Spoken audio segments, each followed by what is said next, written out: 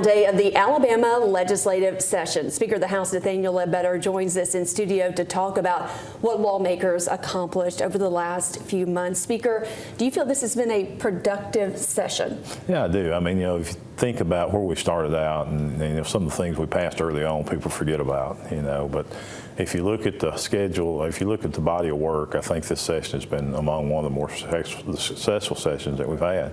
So we're proud of our members and our leadership of what they've done this session. Governor Kay Ivey said in her State of the State that bolstering public safety was her priority this session. How did you meet that demand from her?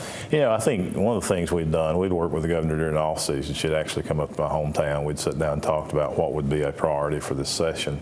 So we had a chance for our staff to work with her staff and put those package of bills together. If we finish up those today, Alabama will become the most police officer state in the country.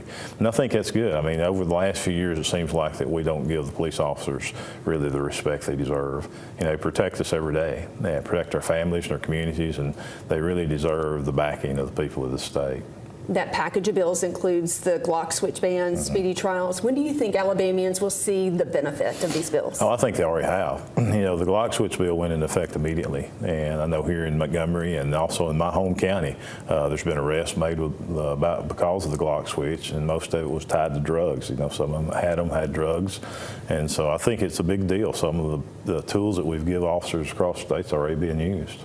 Another high-profile bill that passed this session is the ban on cell phones in schools. How do you think that will benefit education here in Alabama? Well, I think, in the classroom, it gives kids opportunity to listen and learn what's happening in the classroom. I think there's so much, with cell phones in the classroom, there's so much options for distractions. And so I do believe it's important. And, it will be something not only from the standpoint of learning, but also think from mental health. Kids get away from those cell phones for a little bit. I think it's improvement just in mental health alone. Well, speaking of education, another record education trust fund budget this year. It includes more money for career tech.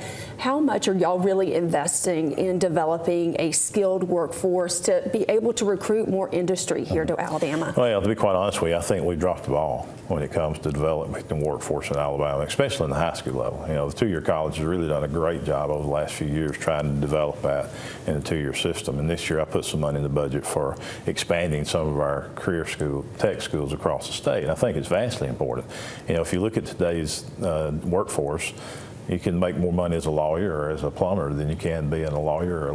I think it's just so important to give the kids the ability to learn a trade, because almost 70% of their kids are not going to college. Unfortunately, sometimes our teachers, they have a college degree and they think everybody's going to get one. I guess that's a mindset when you're around it. But the reality of it is the largest portion of the kids today are not getting college degrees. So I think it's not only our duty, it's our obligation to make sure that they have opportunity to be successful in the workforce, and that's what we're trying to do. And I think we've made some really big strides in that over the last few years. As you are investing more money in the state, you're also offering some tax breaks for Alabamians. You passed that grocery tax break that's going to cut it down to 2%. That's right. Correct? Yeah. You said you want to see that done away with altogether. How soon could we see that happen? Yeah, I think, it's going to depend on growth. And the thing we always try to monitor is make sure that we're fiscally responsible and we can do it without hurting classrooms. And because most people, you got to understand that money comes from education. And so, I'm proud of what we've done. If you look at this quadrennium alone, we've cut like $1.5 billion in taxes, the largest in Alabama history. So we're proud of that, but I think we've got to do it responsibly. And I think we have, and the grocery tax is something I'd like to see us do away with completely. And I do think there'll be a time where we can. What are your priorities for this final day of the legislative session? Well, we got local bills that's in the Senate we need to get out. I mean, we'd like to see those come out. Also on top of that, we got two of the crime package bills that's up there. I think we can get those out today. Of course, one of them being Back the Blue, which I think is a very important piece of legislation in the crime package. The other is a scholarship for the last dollar scholarship for police officers. I hope, other states have done that. I think it'll help us retain police officers.